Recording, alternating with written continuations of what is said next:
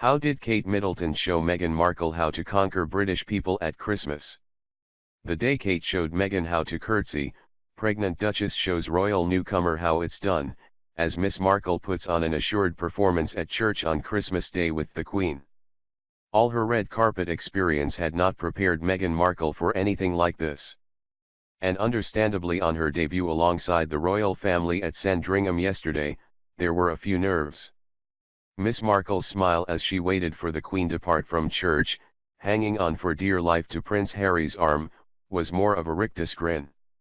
Ahead of the curtsy, both the Duke of Cambridge and her fiancé, Prince Harry, gave her words of encouragement, which she listened to with a smile. And her curtsy to the monarch was, to be frank, more of a wobbly bob. Alongside her, the Duchess of Cambridge showed how it should be done.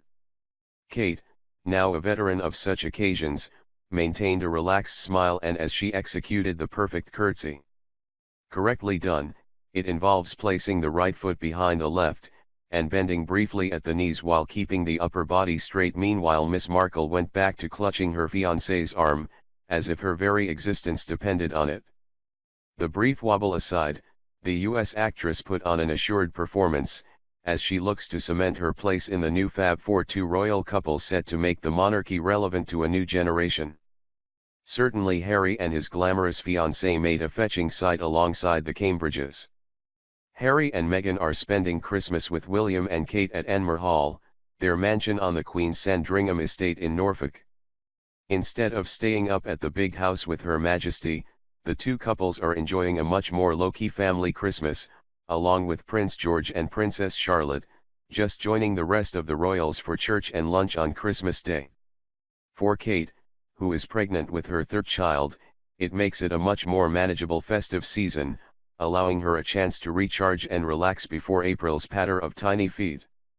For Miss Markle, who describes herself as a chilled LA girl, it is an opportunity to wet her feet in the ways of the royal family without all of the formality and fuss.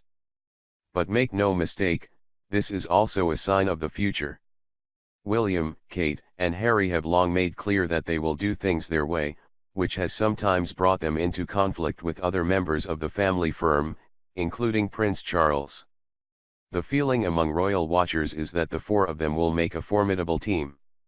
William and Kate, by nature and position more formal and reserved, alongside Harry and Meghan, the glamorous new rock stars of royalty, are set to take the Windsor dynasty into the second half of the century. And judging by the body language on show yesterday, they seem to get on famously. William and Kate even held hands in public as they walked to church, alongside Harry and Meghan, who seem unable to keep their hands off each other. Meghan was elegant in a wide collar, camel wrap coat by Canadian luxury brand St. Allard, as she made her appearance with the royal family on Christmas Day. Her coat tapered in around the waist and flared out at the hem, for the St. Mary Magdalene Church Christmas service. Matching her camel coat with a chestnut brown felt hat, Meghan wore a pair of coordinating 630-pound Stuart Weitzman's Helene high-heeled suede boots. Meghan and the Queen met privately with Harry before their engagement was announced, but had not been seen together by others until today. After her curtsy to the Queen, Harry led Meghan to a wheelchair-ridden well-wisher who had waited in the cold to wish the couple a Merry Christmas. The pair then accepted bouquets from fans, as they walked back to Sandringham House. Meghan, with her first curtsy behind her and a day of formal festivities ahead, seemed to loosen up as she greeted and accepted gifts from well-wishers.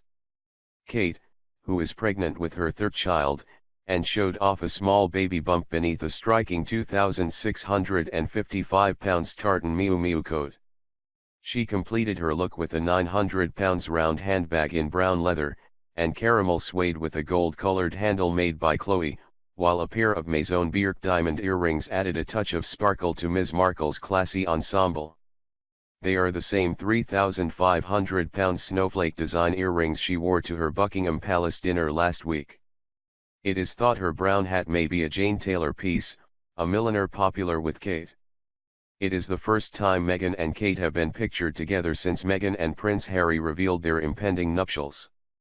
The Queen arrived at the service later by car wearing an eye-popping orange jacket with a matching intricate floral hat, She completed her look with a £900 round handbag in brown leather, and caramel suede with a gold-colored handle made by Chloe, while a pair of Maison Birk diamond earrings added a touch of sparkle to Ms. Markle's classy ensemble.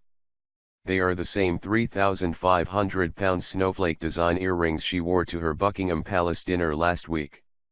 It is thought her brown hat may be a Jane Taylor piece, a milliner popular with Kate. As they made the return journey to Sandringham House after the service was over, Ms. Markle and Harry stopped to chat to some of the crowd who turned out to see them attend church. Among them was Judith Wallace, who was sitting in a wheelchair, and is staying at the neighboring Park House Hotel on her first Christmas Day visit to Sandringham. She said Harry recognized her teddy bear called Maureen, which is a mascot for Armed Forces charity SAFA, and her hat which bore the Gurkha Regiment emblem. She said Ms. Markle spoke to them too and was very lovely. Tess Gilder, manager of Park House, which describes itself as a unique hotel for disabled people, was with Ms. Wallace. She said of Ms. Markle, she was just so natural, so lovely. She added, I think they just wished us a happy Christmas, and were interested in whether we had been before. Emily Randall, 31, was first in the queue to get into the area by the church with her boyfriend Jamie Mackay, 42. She said they set out from Chichester in Sussex before 10 p.m. on Christmas Eve, and arrived at Sandringham around 2 a.m. She said, we thought it would be really busy. We looked online. We were the first ones here camping in the dark for 2 hours. She said they had missed the Queen when she visited Chichester, so decided to make the trip to Sandringham. Back at Sandringham House, the royal family traditionally indulge in turkey, reared at Sandringham, before settling down to watch TV, including the Queen's Christmas speech. This year, it is understood that Prince Harry and his fiancée will stay with Prince William and the Duchess of Cambridge Kate at Enmore Hall, their home in the Sandringham grounds, rather than in the main house. Markle will have to adjust to the royal family's idiosyncratic ways and customs, ingrained in centuries of tradition. The royals exchange gifts on Christmas Eve, in keeping with German practice. Markle is reportedly an animal lover, but will have to put up with royals' tradition of going out shooting on Boxing Day. The Queen arrived in a car, and joined the group from the house, which also included the Duke of Edinburgh and the Prince of Wales. Hundreds of well-wishers turned out to catch a glimpse of the royal family, with some calling out Merry Christmas as they walked past. Earlier this morning, Prince Philip led the charge with Prince Charles following closely behind. He walked with his wife Camilla, who wore a scarf to cope with the cold. His other sons Andrew and Edward were accompanied by their sister Princess Anne, who sported a royal purple shawl with a hint of festive red over a deep blue coat. But not all of the family were dressed so spectacularly, with Princess Beatrice opting to shun high heels, for a pair of dirty trainers, leaving her father the Duke of York looking distinctly unimpressed. The royal family appeared to be in markedly higher spirits this morning compared to last year, when the Queen was forced to miss the service while recovering from a heavy cold. She and the Duke of Edinburgh had delayed their trip to the private Sandringham estate by a day, after they both became ill.